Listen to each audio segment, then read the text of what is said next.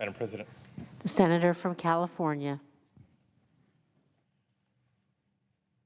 I want to thank Senator Brown for including me in this reading. It's a tremendous honor. I will continue.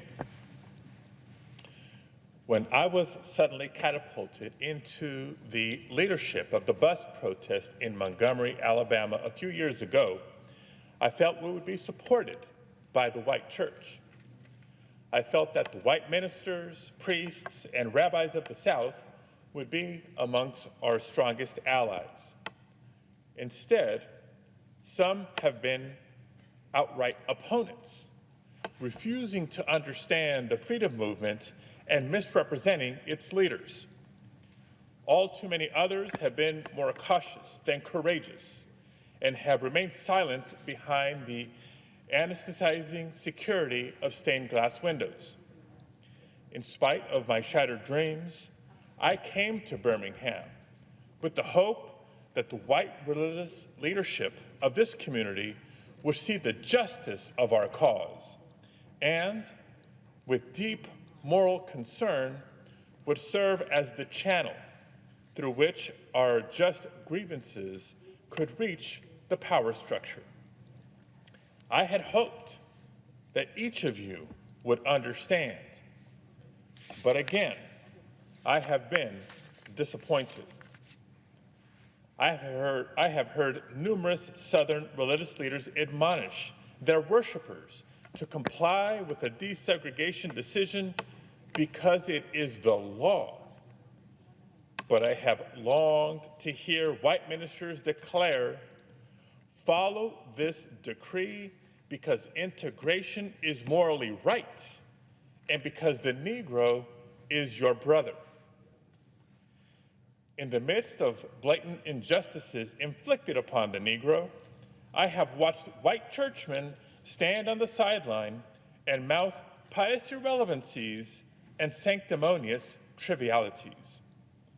In the midst of a mighty struggle to rid our nation of racial and economic injustice, I have heard many ministers say, those are social concerns with which the gospel has no real concern. And I have watched many churches commit themselves to a completely otherworldly religion which makes a strange, unbiblical distinction between body and soul, between the sacred and the secular. I have traveled the length and breadth of Alabama, Mississippi, and all other southern states. On sweltering summer days and crisp autumn mornings, I have looked at the South's beautiful churches with their lofty spires pointing heavenward. I have beheld the impressive outlines of her massive religious education buildings. Over and over, I have found myself asking, what kind of people worship here?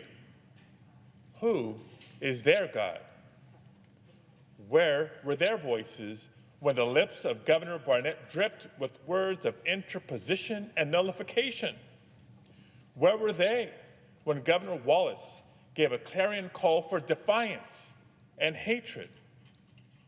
Where were their voices of support when bruised and weary Negro men and women decided to rise from the dark dungeons of complacency to the bright hills of creative protests? Yes, these questions are still in my mind. In deep disappointment, I have wept over the laxity of the church, but be assured that my tears have been tears of love. There can be no deep disappointment where there is not deep love. Yes, I love the church. How could I do otherwise? I am in the rather unique position of being the son, the grandson, and the great-grandson of preachers. Yes, I see the church as the body of Christ. But oh, how we have blemished and scarred that body through social neglect and through fear of being nonconformists. There was a time when the church was very powerful in the time when the early Christians rejoiced at being deemed worthy to suffer for what they believed. In those days, the church was not merely a thermometer that recorded the ideas and principles of popular opinion. It was a thermostat that transformed the mores of society. Whenever the early Christians entered a town, the people in power became disturbed and immediately sought to convict the Christians for being disturbers of the peace and outside agitators.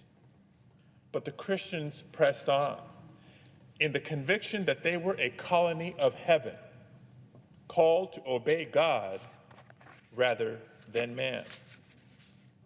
Small in number, they were big in commitment. They were too God-intoxicated to be astronomically intimidated. By their effort and example, they brought an end to such ancient evils as infanticide and gladiatorial contests. Things are different now. So often, the contemporary church is a weak, ineffectual voice with an uncertain sound. So often, it is an arch defender of the status quo. Far from being disturbed by the presence of the church, the power structure of the average community is consoled by the church's silent and often even vocal sanction of things as they are. But the judgment of God is upon the church as never before. If today's church does not recapture the sacrificial spirit of the early church, it will lose its authenticity, forfeit the loyalty of millions, and be dismissed as an irrelevant social club with no meaning for the 20th century. Every day I meet with young people whose disappointment with the church has turned into outright disgust. Perhaps I have once again been too optimistic. Is organized religion too inextricably bound to the status quo to save our nation and the world? Perhaps I must turn my faith to the inner spiritual church, the church within the church, as the true ecclesia and the hope of the world.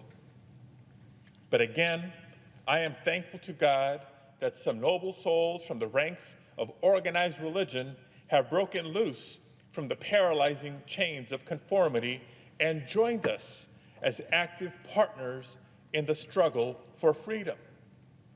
They have left their secure congregations and walked the streets of Albany, Georgia with us. They have gone down the highways of the South on tortuous rides for freedom. Yes, they have gone to jail with us. Some have been dismissed from their churches, have lost the support of their bishops and fellow ministers. But they have acted in the faith that right defeated is stronger than evil triumphant. Their witness has been the spiritual salt that has preserved the true meaning of the gospel in these troubled times. They have carved a tunnel of hope through the dark mountain of disappointment. I hope the church as a whole will meet the challenge of this decisive hour. But even if the church does not come to the aid of justice, I have no despair about the future. I have no fear about the outcome of our struggle in Birmingham, even if our motives are at present misunderstood. We will reach the goal of freedom in Birmingham and all over the nation, because the goal of America is freedom.